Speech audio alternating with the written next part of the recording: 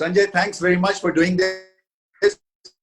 बहुत देर से मेरी कोशिश भी थी और मेरी इच्छा थी, मेरी ख्वाहिश थी कि मैं आपके साथ इस तरह जो है वो बात कर सकूं कुछ कैंडिड अंदाज से, क्योंकि 3 टॉपिक्स पे बात होनी है और साउंड एक ही तरह से करते हैं ये तीनों, संजय, क्रिकेट, कोरोना और किशोर।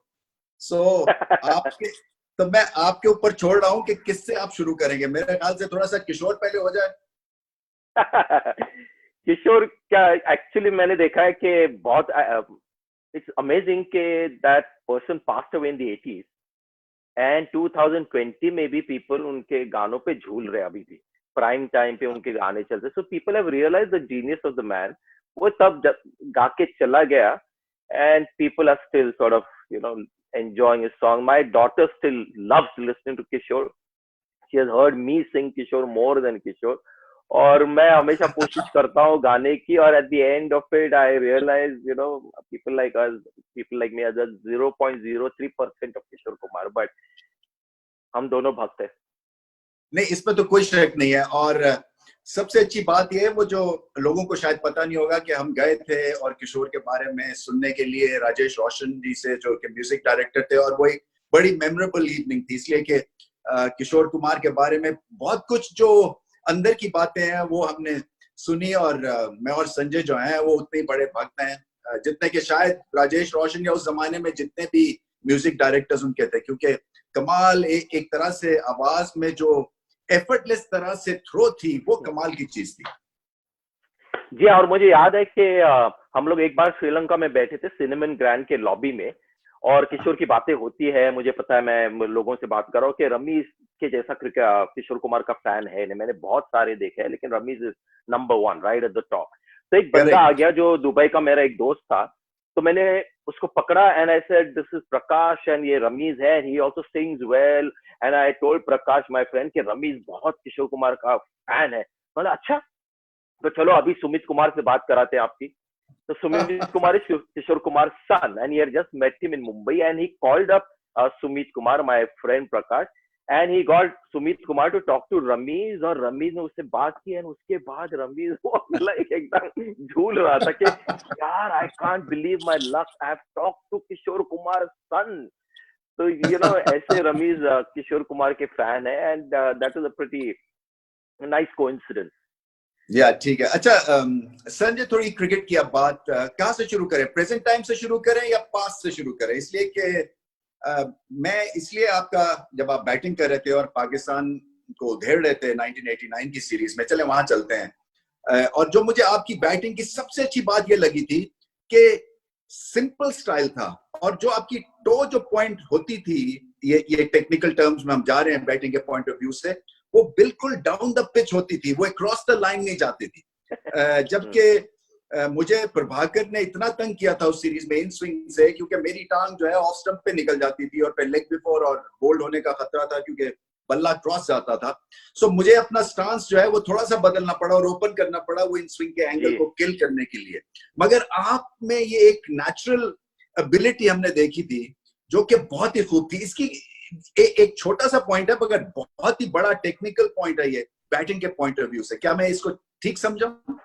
जी, एक्चुअली उसकी स्टोरी है जो आप कह रहे हैं ना, मेरा टो और जो ओपन स्टांस आपने किया, उसकी स्टोरी वेस्ट इंडीज में है। जब मैंने उसके पहले पाकिस्तान के पहले वेस्ट इंडीज गया था, और I got my first 100 in the second test match in the first test, और 100 रन बनाए। तब Malcolm Marshall, Curtly Ambrose, Courtney Walsh and Ian Bishop ये अटैक था, और 100 रन तब बनाए। और नेक्स्ट टेस्ट मैच में मैल्कम मार्शल ने मुझे परख लिया कि इस बंदे में एक वीकनेस है, जब तक बॉल ऑफ स्टंप के बाहर है, ऑफ स्टंप पे इज ओके, जब अंदर मारो ऐसे करके तो ये बंदा थोड़ा सा स्ट्रगल हो सकता है। And he got me out on 0-1 next test match, leg before. Off stump के बाद शॉर्ट बॉल डाल रहे थे और फिर अंदर मारने वाले थे, but I was expecting it now. And मैंने ओपन स्टांस करके मैंने ऐसे खेला, एंड कितना गजब का बंदा है। Ramiz, you met him, great cricketer, great man, he is not there with us anymore. उसने फॉलो थ्रू पे मेरे पास देख के, जैसे कोच नॉड करता है ना कि एक स्टूडेंट से खुश होके, वैसे उसने मुझे नॉड किया कि well done, that was great. But that bad habit again came into my game before I came to Pakistan, and Chandu Borde करके हमारे तब कोच थे। And in the net, before coming to Pakistan, he told me कि थोड़ा सा open करो, ये पूरा ऑन साइड का जो विश्व है, वर्ल्ड है, वो खुल जाएगा आपके लिए। and that adjustment I made again, and that's why that happened. But वो पाकिस्तान की tour actually was like a dream fantasy, क्योंकि उसके बाद वैसा फॉर्म मेरा रग्बी क्रिकेट में रहा ही नहीं. That was like auto pilot पे बैटिंग चल रही थी. सही, बहुत ही आला बैटिंग की आपने. मैल्कम मार्शल की आपने बात की, मतलब इंसान तो थे ही थे, बॉलर. मेरी किताब में संजय, आई डोंट नो आपकी जब रेटिंग लिस्ट आती है कि आप जिस फास्ट बॉलर्स को खेले हैं, मेरी रेटिंग लिस्ट में नंबर 1 रहेंगे मैल्कम मार्शल. इसलिए कि वसीम अकरम से पूछिए रमीज, वसीम भी वही बोलता है कि नंबर 1. इसलिए कि रिवर्स स्विंग से लेके normal conventional swing, round the wicket, over the wicket angle. हमारी एक सीरीज हुई थी वेस्ट इंडीज के खिलाफ पाकिस्तान में. सो उस वक्त भी ये पीक थे, 86 87 की वो सीरीज है, या 88 के बाद थी, मुझे ईयर याद नहीं है. सो सडनली कराची में टेस्ट मैच हो रहा था, तो वो सडनली उन्होंने सब चीजें बदल दी, क्योंकि मैं बैटिंग कर रहा था और रोकी जा रहा था. तो राउंड द विकेट उन्होंने एंगल मार्क किया अपना, और एक फील्डर सिली पॉइंट पे ले आया वो. अच्छा, अब मुझे एज अ बैट्समैन आप फिगर आउट करने की कोशिश करते हैं कि करने क्या लगा है बॉलर के, क्या शॉर्ट बॉल करेगा, यहाँ पे करेगा और गेंद उछल के जो है वो सिली पॉइंट की तरफ जाएगी, या बैकफुट पे जाके मैं ऐसे खेलूंगा तो सिली पॉइंट के फील्डर बिजनेस में आएगा. तो मैं थोड़ा सा मुझे समझ नहीं आ रही थी कि सडनली मैं 20-25 रन पे खेलना था कि ये हुआ क्या है. तो क्योंकि मैं ऑन पे खेलता था ज्यादा, तो उन्होंने क्या किया संजय, मुझे बॉल किया मिडल और लेग स्टंप पे आउट स्विंग आ गए, और मैं ऐसे करके गया सीधे बल्ले से, मैंने खेला, ऑन नहीं खेला, और गेंद का बाहर का किनारा लिया, first bounce silly point fielder के पास वो बॉल गया. इतने प्रिसीजन ड्रिवन थे और कमाल की, क्योंकि हम तो खैर बॉल के साथ छेड़खानी करके उसको रगड़ के रिवर्स स्विंग करते थे. उस जमाने में आप स्क्वायर पे अपना हाथ खोल सकते थे अपना स्पेल करने से पहले. सो वो स्क्वायर पे आते थे और गेंद को उस तरफ मारते थे, वो अपना हाथ खोलने में जिस तरफ उनको गेंद को रफ करना होता था. तो ये पे, और उनको नाखुन मारने की जरूरत ही नहीं पड़ती थी. तो कमाल के एक हुनरमंद और एक बहुत ही बड़ा माइंड था, इसमें तो कोई शक ही नहीं है. मैल्कम मार्शल की जब बात करते हैं, तो संजय उस टूर के बाद फिर क्या हुआ? पाकिस्तान के टूर के बाद where did you, I mean, जो प्रॉमिस थी, यानी कि इमरान खान आपके फैन बन गए थे, हालांकि आप, मुझे पता आप इमरान खान के फैन हैं. सो उसके बाद क्या कहानी हुई, क्योंकि फोकस से आप ऑफ हो गए थोड़ा सा? एक्चुअली अगर मेरे पहले 30 टेस्ट मैचेस देखें तो उसमें से पहले 25 टेस्ट मैचेस फॉरेन कंट्रीज में हुए थे, यानी हर अलग जगह में. सो पाकिस्तान, पहले मैं वेस्ट इंडीज गया टूर पे, फिर पाकिस्तान आके मैंने रन बनाया. उसके बाद नेक्स्ट सीरीज था न्यूजीलैंड में, completely different condition. And Imran Khan, इसलिए मैं इनको इतना रिस्पेक्ट करता हूँ कि न्यूजीलैंड जाके कंप्लीटली एक अलग तरीके से खेलना था मुझे, वो मैं नहीं कर पाया. And after that I had gone to England and one exhibition match. Imran Khan ने पकड़ा मुझे और कहा कि why were you playing Richard Hadlee off the back foot. तो मैंने कहा कि इन्होंने कहा मुझे, sir you played Wasim Akram so well in Pakistan because you playing him on the front foot करके. तो ये जो एडजस्टमेंट थी that I was not able to make. और दूसरी चीज जो अब मैं जान गया हूँ कि मैं थोड़ा सा सेल्फ डिस्ट्रक्टिव हूँ रमीज. यानी खुद अपने को आपको डिस्ट्रॉय करता हूँ in trying to be better and better. अभी सिंगिंग में भी वही हो रहा है, मेरे आंखों के सामने हो रहा है, but I can't help it. मैं इतना गाता हूँ कि इतना घुस जाता हूँ कि वो जो लाइटली गाना होता है, जो मजाक लोग एंजॉय कर पाते वो नहीं करता. तो वो थोड़ा ऑब्सेसिव नेचर है, एंड बैटिंग के साथ भी मुझे लगता है वही हुआ. And I was not able to sort of keep the same form. हाँ, आपने फिर एक तस्करा कर दिया रिचर्ड हैडली का. एक दफा हमारा टूर था न्यूजीलैंड में, इमरान खान हमारे कप्तान थे. साइड मैच में रिचर्ड हैडली कैंटरबरी से खेलने आए. सो मैं बैटिंग करने जा रहा था, पहली दफा एक तो डेब्यू मैच में खेला था 85 में, ये बात की बात है. तो मुझे नहीं पता था कि इमरान खान और रिचर्ड हैडली की क्या, इनका कंपटीशन तो लगा रहता ऑलराउंडर्स का. खैर, कपिल देव के साथ भी था इमरान का, इयन बोथम के साथ भी था, रिचर्ड हैडली के साथ भी था. तो मैं अंदर ओपन करने जा रहा था, तो मेरे पास आया, कहते कि देखो, अगर इसने बाउंसर किया ना, इसको तुमने पुल मार दी ना, तुम्हें पूरी इनिंग्स ये बाउंसर नहीं करेगा, डरपोक है ये फास्ट बॉलर. और बिलीव मी कि एग्जैक्टली ऐसा हुआ. वो पहले 10-15 रन पे बाउंसर किया, मैंने पुल मारी, उसके बाद मैंने कुछ 60-70 स्कोर किया था, एक बाउंसर नहीं किया रिचर्ड हैडली ने. सो यहाँ पे भी आई थिंक हम बहुत ज्यादा एक तरह से किस्मत वाले थे कि इस तरह का हमारा लीडर मिला था, जो कि ना सिर्फ इंप्रूवमेंट की तरफ, बल्कि हमारी इंप्रूवमेंट की तरफ लुक आफ्टर करता था, बल्कि ऑपोजिशन को भी समझने की, हमें सिंप्लीफाई करके सिचुएशन देता था.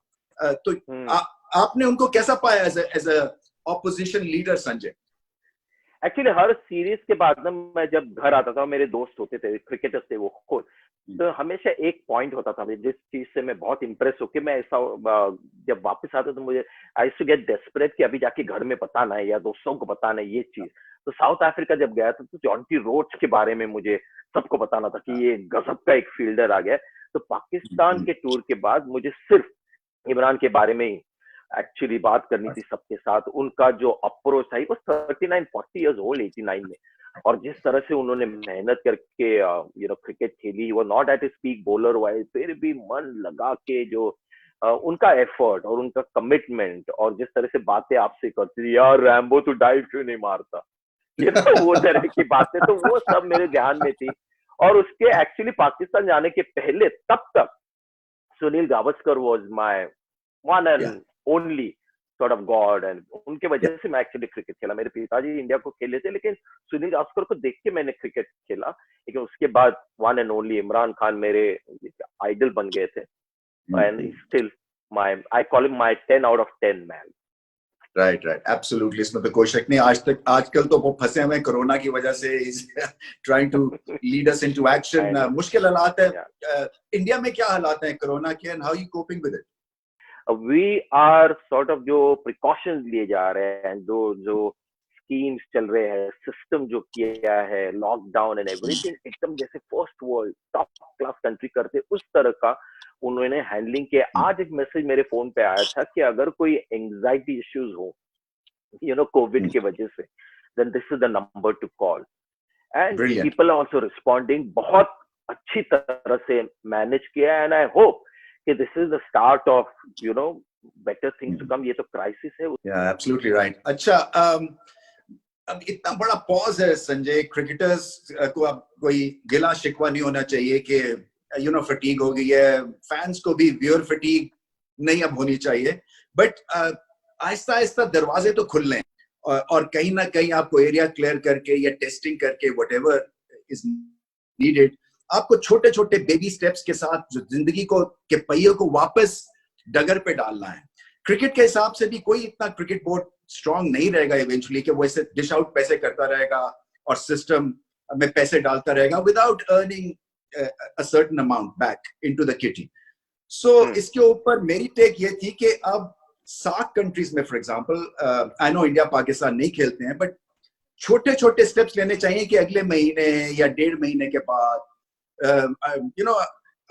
फैंस बेशक ना आए, मगर बिहाइंड क्लोज डोर्स कुछ ना कुछ एक्टिविटी जो है वो जनरेट होनी है, इसलिए कि फैंस जो घर में बैठे हैं लॉकडाउन सिचुएशन में, शायद उनके लिए भी थोड़ा बहुत ये रिलीफ हो जाए। जो आप ये कह रहे हैं ना कि अगर कोई मेंटली जो है वो टेंशन में है कोरोना की वजह से, ये नंबर है। सो मैं बताऊं कि जो टेंशन को रिलीज करने के लिए क्रिकेट का नंबर जो है वो भी चल सकता है।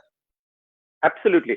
और मुझे लगता है ये प्रेशर हमेशा रहेगा अथॉरिटीज के ऊपर के क्योंकि एक तो क्रिकेटिंग इकोनॉमी जो आपने बात की, लेकिन बाकी सारी इकोनॉमीज जो है which are larger than cricket and more needed, more necessary, तो ये प्रेशर हमेशा रहेगा। तो मुझे लगता है कि आस्ते आस्ते जैसे आपने कहा वो बेबी स्टेप्स लेंगे।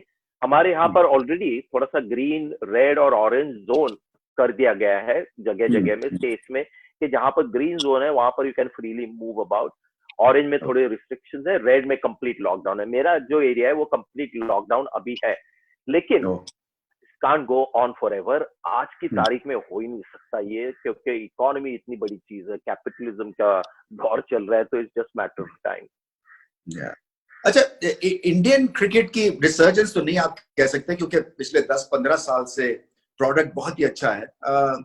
क्या कौन से एरियाज हैं आप समझते हैं कि जिसकी वजह से भारत जो है वो इस वक्त की भारतीय टीम बनी हुई है?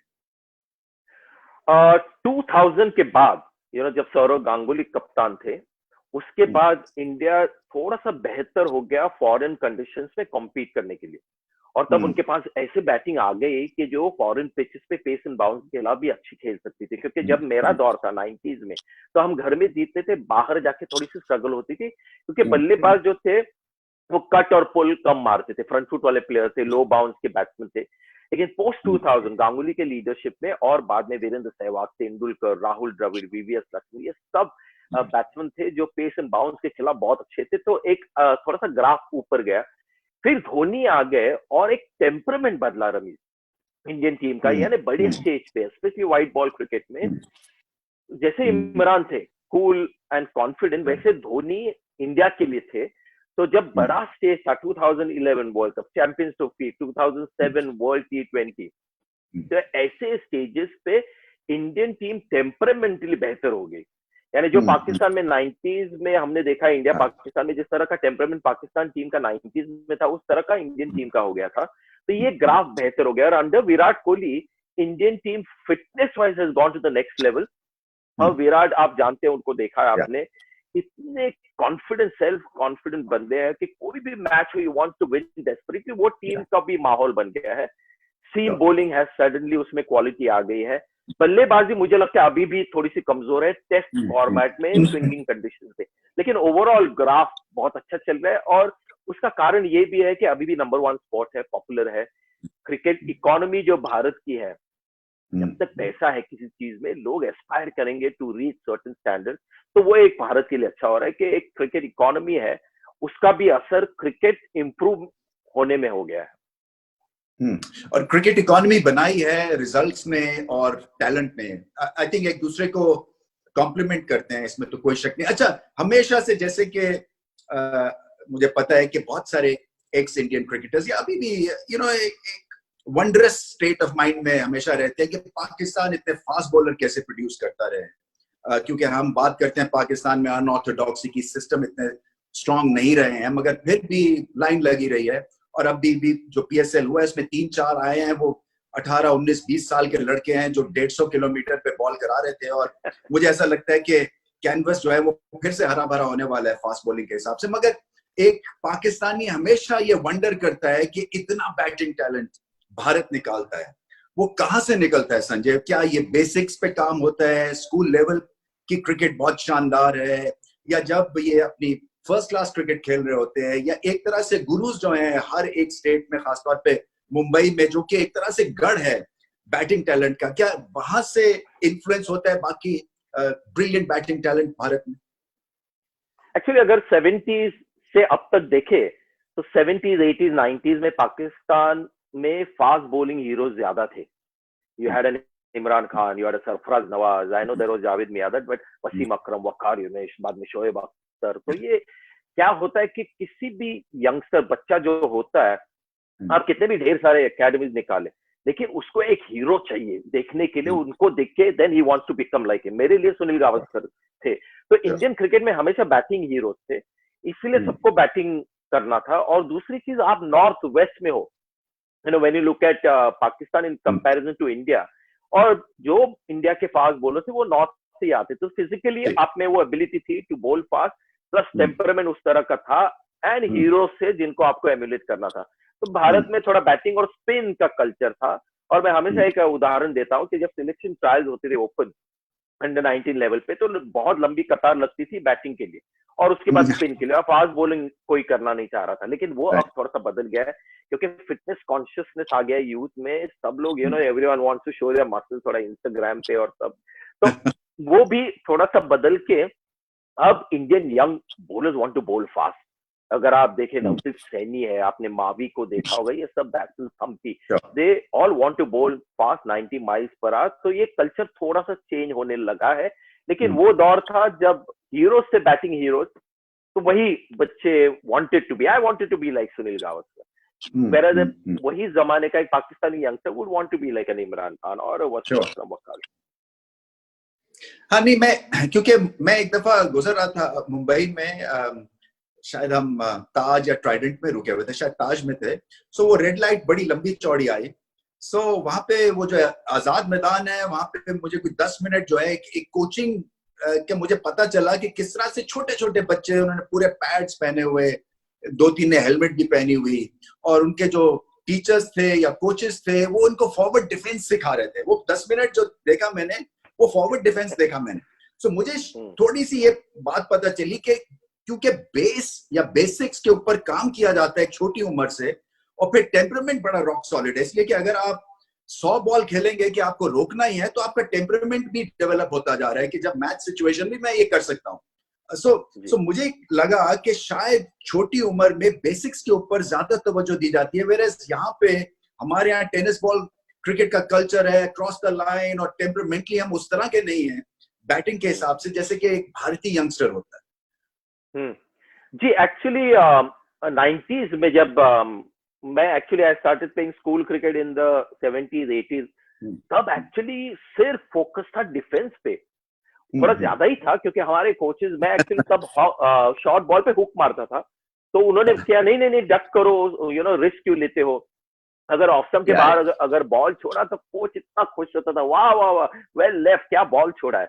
तो focus was all on defence. And फिर से मैं कहता हूँ कि तब हमारे आइकॉन्स थे सुनील गावस्कर, जो पूरा दिन डिफेंस करते और पोस्ट टीम में थोड़ा सा अटैकिंग खेल के बड़े बड़े रन बनाते थे। तो बंबई में कल्चर ये था कि डिफेंस सॉलिड करो और बड़े रन बनाओ, बड़े रन 150, 200, 250। तो ये कोचेस ऐसे थे, अगर 100 करके घर आ जाओ तो फिर डांटते थे कि ये क्या हुआ, 100 थे बिल्कुल सेट, और एक 100 बना सकते थे, ये क्या है। तो ऐसा एक माहौल था।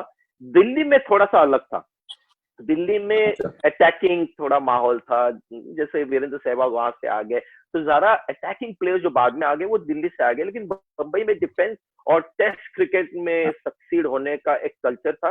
लेकिन अब बदल रहा है, अभी फोकस उतना है नहीं कि डिफेंस तगड़ा करे, क्योंकि test cricket as a format एक नंबर 1 चॉइस नहीं है अब यंगस्टर्स की। नंबर 1 चॉइस अब है व्हाइट बॉल क्रिकेट, क्योंकि लोग ज्यादा आते हैं देखने के लिए, वहां पर पैसा भी ज्यादा है। तो हमारा जो अपब्रिंगिंग था वो अलग था, लेकिन तब यस फोकस पूरा डिफेंस पे था। और जो दिग्गज हमारे कोचेस थे वो तो अगर टेक्निक अच्छी हो तो एकदम बड़े फैन, अगर पूरा दिन में 30 रन बनाओ तो भी खुश के क्या डिफेंस है इसका। वो आपने बात की ना नॉर्थ की, दिल्ली की, यहाँ लाहौर में भी माहौल बैटिंग के हिसाब से वैसा ही है। मुझे याद है यहाँ क्लब मैचेस जब होते हैं तो जब उससे पूछो ना किसी प्लेयर से कि कितना स्कोर किया, उसने कहा पहला बॉल कट, दूसरी ड्राइव, तीसरा शॉट पुल, उसने स्कोर कितना किया कि जी 18। तो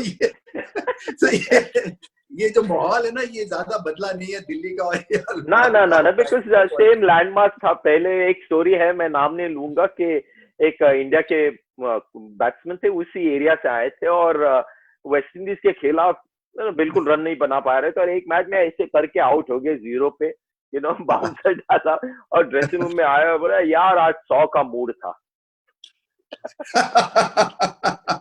तो ऐसा माहौल होता है, तो अलग अलग temperament you know from different areas, and इसीलिए तो इतना ब्यूटीफुल है ना सब। Absolutely right.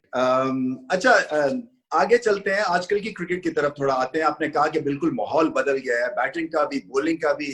बैटिंग में जो है वो आपको पता है कि एक से एक बड़ा एंगल, और बैटिंग में भी वैरायटी बेइंतहा जबरदस्त हो गई है, यानी कि अब प्लेयर्स अपनी रेंज को एक्सपैंड करते हुए डरते नहीं है। आपने बात की ना जब आप और हम खेलते थे तो रोलिंग शॉट्स, और मुझे तो इमरान खान से बड़ी डांट पड़ी थी। मैं आपको एक किस्सा बताता चलो, मैंने सुनील गावस्कर से भी कहा था, मैं शॉर्ट लेग पे खड़ा होता था, 86 की सीरीज थी, तो इमरान खान पूरा जोर लगा के बाउंसर तो सनी भाई पीछे ऐसे हो जाएं, फिर आउटसाइड दी ऑफ स्टंप ऐसे गेंद छोड़ता है, और उसके बाद जैसे ही मिडिल लेग पे गेंद आए कुछ चौथे पांचवें ओवर में तो टक करके वहां चौका।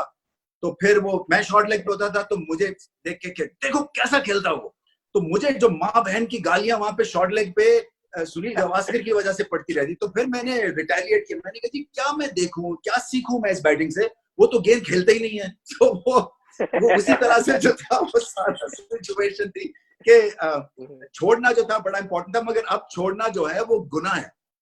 जी, मुझे एक स्टोरी याद आ गई, जब मैं वेस्ट इंडीज के खिलाफ डेब्यू करने वाला था, जा रहा था मैं दिल्ली और वेस्ट इंडीज के खिलाफ डेब्यू, एंड वेस्ट इंडीज तब तो एकदम दिग्गज, यू नो ग्रेट टीम, और वो तब 4 बाउंसर्स डालते थे ओवर में।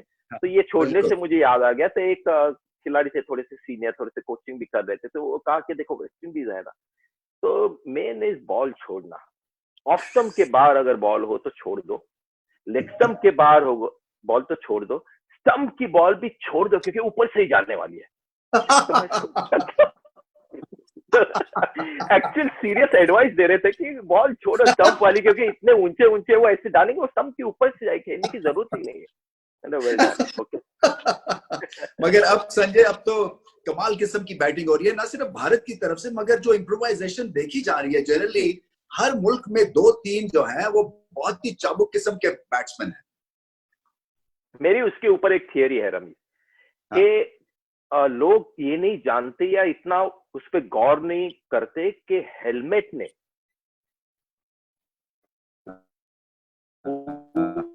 पूरा गेम को बदलना, बैलेंस बिटवीन बॉल। एक दिन मैं ऐसे ही बैठा हुआ था एक रेस्टोरेंट में और मैच चल रही थी, पुराने जमाने की 1970s ऑस्ट्रेलिया, वो डेविड होक्स और वो सब, और मैं देख रहा था फास्ट बॉलर आ रहे डाल रहे, सब झिझक झिझक के क्रीज में खेल रहे, तो एकदम अलग, क्योंकि आजकल हम लोग देख रहे हैं कि यार हेलमेट नहीं है इनके पास, इस वजह से ये जो डर बॉल का ना बिल्कुल चला गया है। मैंने देखा विराट कोहली को, मिचेल जॉनसन को, उन्होंने क्रीज के बाहर रह के पुल मारी है मिड विकेट के ऊपर, तो ये जब से चला गया है ना, तो balance is completely change, and a lot of the shots आजकल जो तुम देख रहे हो, अगर हेलमेट ना हो तो it's impossible to play this scoop. Imagine कीजिए जो ऐसे शॉट्स खेलते हैं, हेलमेट नहीं है, आप खेल पाते नहीं। और दूसरी चीज है कि कोई चॉइस ही नहीं रमीज, अगर हम आज डेब्यू करते तो हमको भी वही गेम खेलना वाज नेसेसरी, तो वो उसी तरह की प्रैक्टिस होती है, पावर के ऊपर फोकस होता है।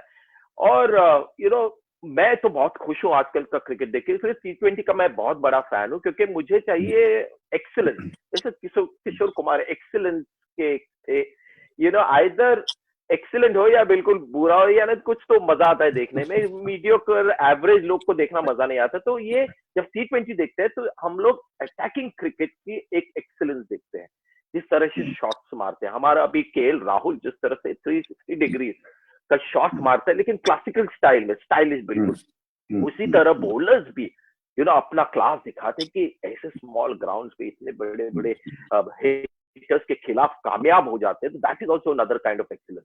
तो वो देखने बिल्कुल फेयरलेस हो गया, बेखौफी है एक तरह से, और खूबी है, बेखौफी है। मुझे ऐसा लगता है कि विव रिचर्ड्स ने रीडिफाइन की बैटिंग, इसलिए कि आप बात कर रहे थे ना बैक फुट पे सब खेलते थे इनिशियली, उन्होंने आके जो फ्रंट फुट पे फास्ट बॉलिंग की हजामत बनानी शुरू की ना, वो एक तरह से हम सबके लिए चैलेंज था कि अब जो है ये करने की जरूरत है। जी हाँ, और देखिए विव रिचर्ड्स को मैं सैल्यूट इसलिए करता हूँ कि तब के जमाने में Ramiz, we know the strike rate 65 होता था, 70 होता था, 75। उस जमाने में इस बंदे का स्ट्राइक रेट 89-90 था, 90। एंड सो ही वाज, मैं हमेशा समझता हूँ कि ग्रेटनेस उस जमाने की और इस जमाने में कंपेयर करना is not fair. So how do you recognise a real great, कि उस जमाने में उस ग्रेट और जो नेक्स्ट ग्रेट में क्या अंतर था? वो विव रिचर्ड्स ने दिखाया था कि बहुत बिल्कुल। इसीलिए जब रेटिंग्स निकलती है ना संजय, तो मैं समझता हूँ कि एंटरटेनमेंट वैल्यू, स्ट्राइक रेट बड़ा इंपॉर्टेंट है यार। मुझे एंटरटेनमेंट आपके लिए बहुत इंपॉर्टेंट है, मैंने देखा है। हाँ, इसलिए कि अगर विव 70 की स्ट्राइक रेट से टेस्ट क्रिकेट में बैटिंग करता है, तो मैं तो देखने जाऊंगा ना, एक 55-50 की स्ट्राइक रेट है वर्सेस एक की 70-80 की है। सो ये समहाउ हमारी रेटिंग्स में और रैंकिंग्स में इस चीज को सामने नहीं रखा जाता। हालांकि हम कहते हैं कि ये फैंस की स्पोर्ट है और फैंस जो है वो बहुत ही बड़े स्टेक होल्डर्स है, और अगर फैंस को एंटरटेनमेंट नहीं मिली है तो फिर इसका कोई फायदा नहीं है ना, सबसे बड़े स्टेक होल्डर को आपने। लेकिन हम बातें तो उनकी ही करते हैं ना रमीज, देखो आप विव रिचर्ड्स की आज बात कर रहे हैं तो बातें उनकी होती है, लेकिन शायद आजकल when you look at the top run getter जब कवरेज में आता है तो शायद उनका नाम भी नहीं होता होगा, लेकिन जब भी क्रिकेट की बात होती है तो विव रिचर्ड्स का नाम आता ही है। बिल्कुल, इसमें कोई शक नहीं है। मुझे तो अभी तक याद है वो इमरान खान का वो जो वर्ड है ना, वो कभी नहीं भूलते हैं। 80-81 में हम अंडर 19 खेल के ना, मैं और सलीम मलिक हम रनर्स गए अंदर चाय वाय पिलाने के लिए पाकिस्तान टीम को, और वेस्ट इंडीज से सीरीज हो रही थी, पाकिस्तान लाहौर में टेस्ट मैच था। तो विव अपनी पीक पे था और इमरान खान भी 90 माइल्स एन आवर पे लंबी लंबी इन स्विंग बॉलिंग करते, तो बड़ा जबरदस्त मैच था वो। तो जावेद मियांदाद कप्तान थे। हाँ संजय, तो पाकिस्तान टीम ऑल आउट हो गई, मेरे ख्याल में कुछ 150-200 के ऊपर वो सिल्वेस्टर क्लार्क ने हशर मचाया हुआ था। सो वो जूते के लेसेस इमरान खान टाई कर रहे थे, तो जावेद मियांदाद वो लाहौर के गद्दाफी स्टेडियम का ड्रेसिंग रूम आपको पता है, वो पीछे से अंदर आगे की तरफ आया और कहा कि इम्मी इम्मी। तो इमरान खान ने ऐसे ऊपर देखा कि वो जब विव बैटिंग करने के लिए आया ना, साले को 2-3 बाउंसर करना, तो वो ऐसे जूते के लेसेस बंद कर रहे थे, कहते पागल हो गया, मुझे छिक्का मार देगा। उस वक्त जो है यानी कि एक दहशत थी विव रिचर्ड्स की। और अगर आपका प्रीमियर फास्ट बॉलर कह रहा है कि मुझे छिक्का मार देगा, तो सोच लो कि क्या उसका स्टाइल और स्टैंडर्ड था।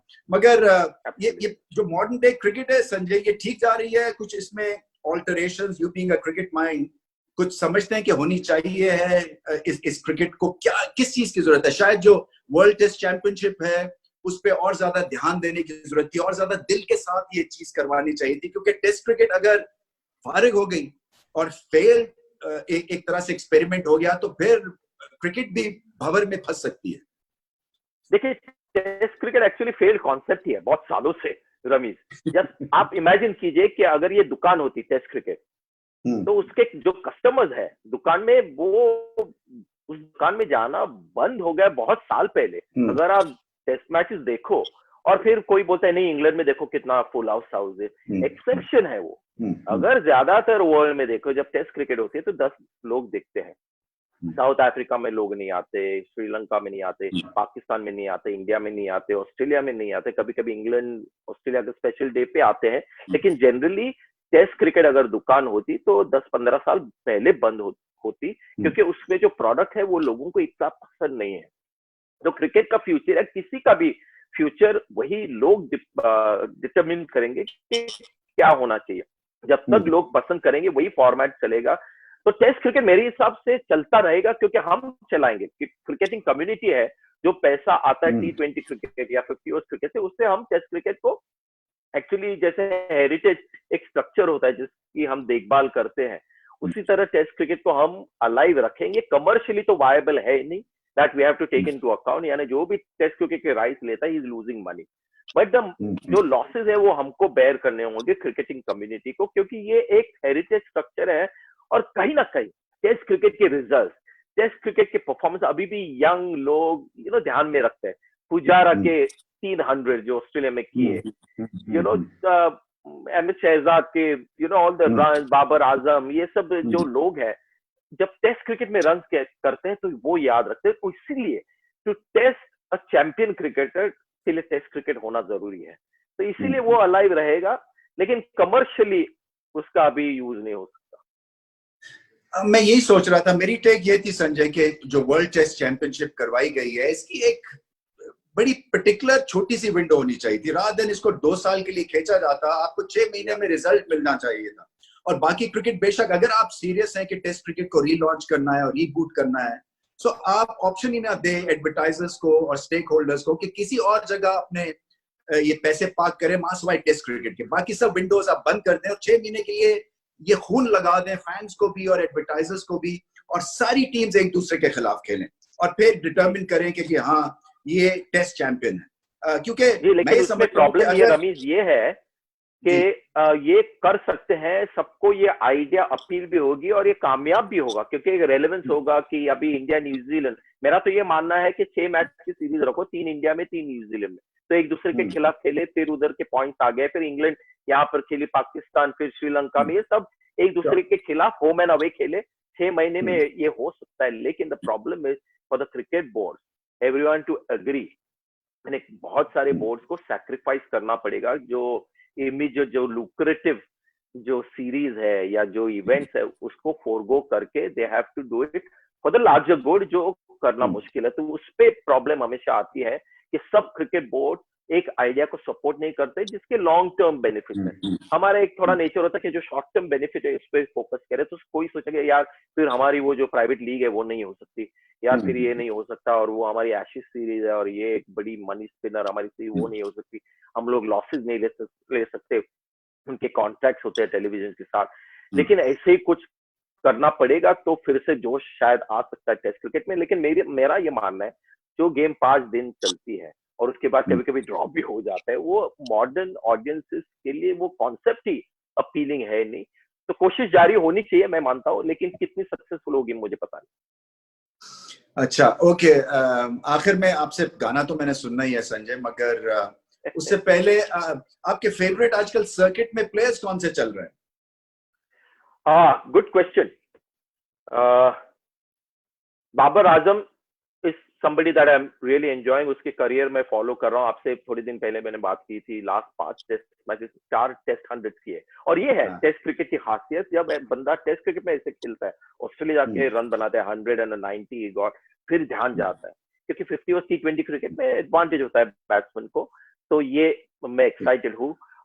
फिर यंगस्टर्स में आई मीन बहुत सारे नाम है, लेकिन अगर मैं एक का नाम लेना चाहूंगा तो विराट कोहली का लेता हूँ, क्योंकि जिस तरह का उसका जो एटीट्यूड है टुवर्ड्स क्रिकेट, और ये बंदा इस दौर में भी टेस्ट क्रिकेट का फैन है, एंड पता चलता है कि जब टेस्ट क्रिकेट आता है तो वो कितनी अपनी गेम को रेस करता है।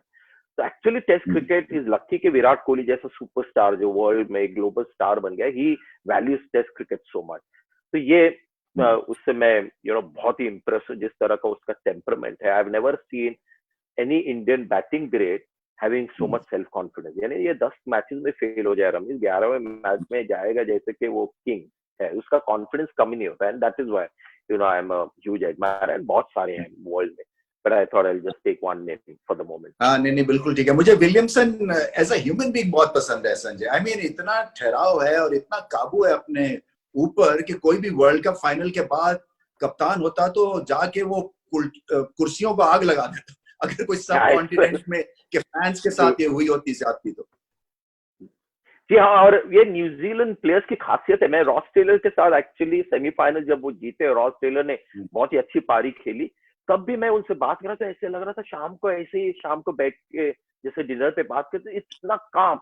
अभी सेमीफाइनल जीते इंडिया के खिलाफ अगेंस्ट दी ऑड्स, और उसने एक मैच विनिंग इनिंग्स खेली, लेकिन अमेजिंग टेम्परमेंट।